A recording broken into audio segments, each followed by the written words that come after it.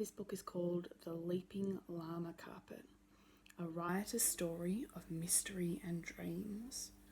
It's really great, and I love the pictures as well.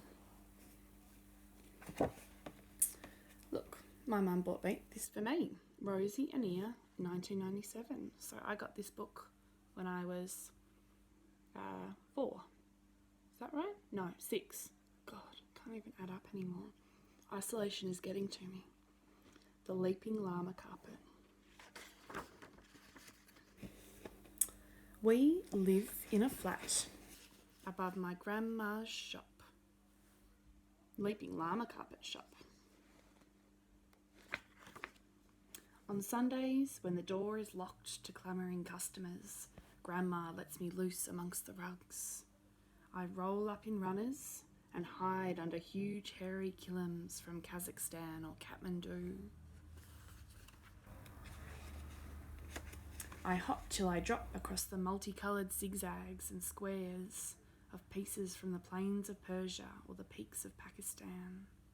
Sometimes I flop into a field of flowers or curl in the branch of a tree of life, just to catch my breath.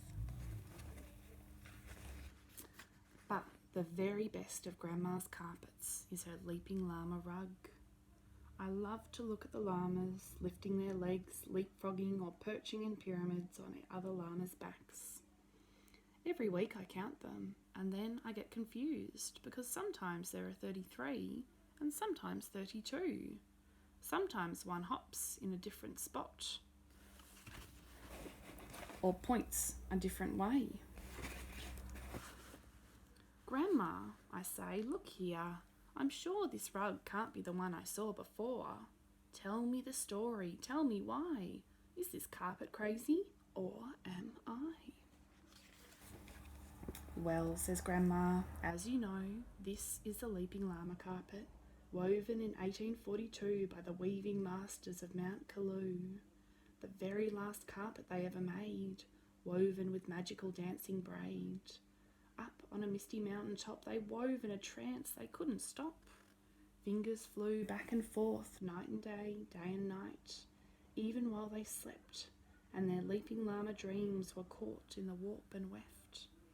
So, the dreams of weavers were dyed in the wool, never to be changed, and carpet lovers queue to see this rug of dreams and mystery. But time weaves great changes, and the carpet of dreams is now almost never what it once seemed. The carpet is old and the wool's wearing out, so the dreams that seemed fixed are now dancing about. The llamas are slipping from where they were stitched. They're hopping and swapping and wriggling free, and no one knows but you and me that the pattern that led to the carpet's fame is now almost always not ever the same. Grandma takes a big sip of tea after she tells her story. I ask to hear it every week because I never quite believe it, or at least I didn't until we had the visitors. They came one Sunday and rang the doorbell, 2 big men with dark sunglasses and big coats. I'm Mick and I'm Mac, they said. We want your leaping llama carpet, lady. No way, said Grandma. It's not for sale. We'll swap it for another one. No. We'll give you anything you want. No. A bicycle built for 2? No. A dog with a waggly tail? No. All the tea in China? No. Though she did think about that just for a second. A #1 hit single, your own TV show, The Big Pineapple, New Teeth, A White Christmas. No, no, no, no, no. Okay, lady, said Mick. Think it over. You've got a week to change your mind, or you'll be sorry. And off they roared on a big motorbike, their coats flapping in the wind. The next Saturday afternoon, Grandma and I went to the movies. When we came back, the leaping llama carpet had gone. We stared blank with shock at the empty space where it should have been. Oh, no, no, no, it can't be true. Our carpet's gone. What can we do? I wanted to cry, but Grandma was angry. I bet it was that Mick and Mac, she said. We'll soon sort them out. And so saying, Grandma rocketed out the back door and up the steps to the roof garden. When I got there, she was hunched among the vines and blooms, training her telescope on the townscape below. Those scallywags don't have a hope. We'll nab them with my telescope. But Grandma, what if they're miles away, in Mozambique or Mandalay? Don't worry, dear, we've still got time to foil this case of carpet crime. Just before dark, we arrived. We crept up the wide marble stairs and along the side of the house till we found the living room window. Inside, we could see Mick and Mac and the rolled up carpet. There was a bottle of champagne, 2 glasses and a 3-layer chocolate cake on the table. Mick and Mac looked very pleased with themselves. Mac opened the champagne and filled their glasses, while Mick unrolled the carpet. Then Mick shrieked. His eyes popped, his jaw dropped. Celebrations stopped. We saw, as they saw, that the carpet was bare. The leaping llamas just weren't there. You took the wrong carpet, you fish-eyed ninny, Mick screeched. I didn't, yelled Mac. It must be a trick. I swear I took the leaping llama carpet. You're a brainless beanbag. I've had it with you up to here. Pack your bags. Disappear. Mick marched out fuming and zoomed off on his bike, growling and jabbering. Mac looked dazed and then amazed and then half crazed because all about him, leaping, bouncing, hanging, climbing, hopping, pouncing, were the llamas from the carpet. Grandma looked at me and whispered, the llamas left the carpet because they didn't like the trip. You'll often find the llamas leaping when they're feeling miffed. Mac ran into the night, bellowing with fear. Help me, someone. I've gone mad. Get me a doctor. Call my dad. We slid through the window and set about llama hunting.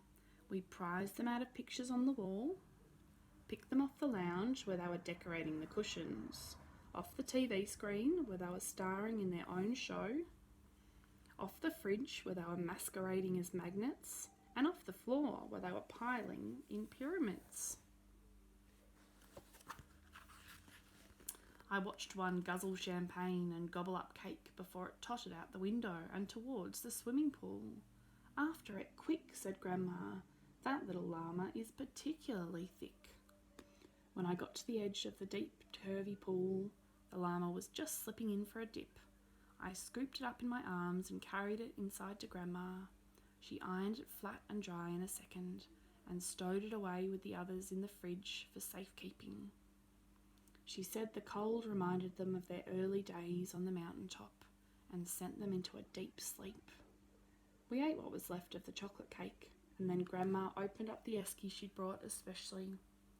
Silently, so as not to disturb them, we stacked the sleeping llamas inside the blue icebox and shut the lid down firmly. Then we carted our secret cargo of one rolled up carpet and a box of llamas down to the street to catch the last bus home. Grandma said only weaving music would make the llamas return to the rug, so when we got home she played her accordion and sang songs of Mount Kaloo.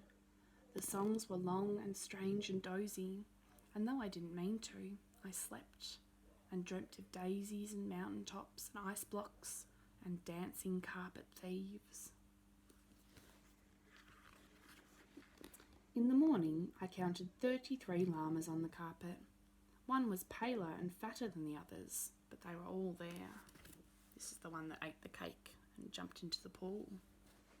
It was Sunday, so there were no customers. Grandma pulled out another rug from the back of the shop and unrolled it. It was woven of deep blue silk and patterned with red-combed roosters with glossy green tails. Don't tell anyone, but this one is special too, Grandma said. You've got to be lucky, said Grandma, but every now and then... What happened? The end. Who are you reading to? Nobody really. Who's that? Me. Who's you? Me. And Billy. What's your favourite story? Of what? Storybook. Thump. I haven't even read that. What? I haven't even read this book. Haven't you? You really like Lucy's book. That's probably one of your favourites. But we took it back to the library. When can we get it again? I don't know, sometime. Say bye. Bye. Press on that little square.